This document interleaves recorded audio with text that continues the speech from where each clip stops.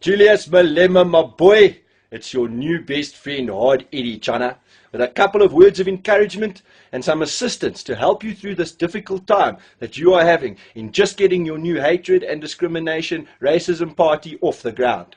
Now, but you, my boy, and let nobody else tune you differently. I know that you've been getting a lot of flack about this banner at one of your recent rallies, where it said something along the lines of, the honeymoon is over in South Africa for white South Africans, or something to that effect.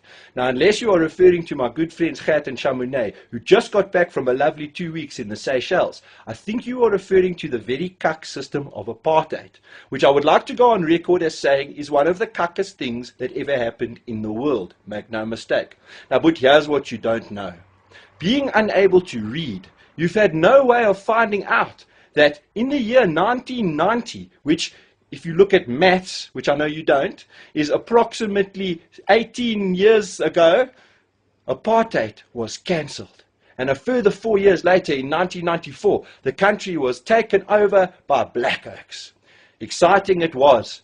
You don't believe me? I know you don't. Why? Because your life is still difficult, and because black oaks still have very little to show for it. This is because the ANC had every intention of building schools, hospitals and houses, but instead discovered how flippin' tit Mercedes-Benz M-classes are and decided to collect those instead. Some of them you will find near Lutuli House, many others in KZN foothills, in Kandla, at Jacob Zuma's own private hospital, house, entertainment mall, Air Force facility / laboratory shopping experience, where he lives. Now, where your anger is really directed is not at white people, my boy. Now, I'm going to stick with you until we get to the bottom of this, because in the Bible, it says that special needs oaks are God's special children. But you are very special indeed. Direct your anger at Jacob Zuma. Back when it was all right for you to wear suits and spend thousands of rands on bottles of Cavassier and all of that, when you were still Jacob Zuma's 487th wife, everything was fine. Then he broke up with you, and now all of this anger. He kicked you out of his party, he kicked you out of your 15 trillion rand house you were building, and took away all your white tendencies, like Italian suits, German cars, and Swiss watches. And now you are frustrated and upset. My boy, you have directed it in the wrong direction. But just to appease your anger and try to get you back on board, I'd like to explain that, yes, there are white Dursers, Steve Hofmeyer, and yes, there are black Dursers, you.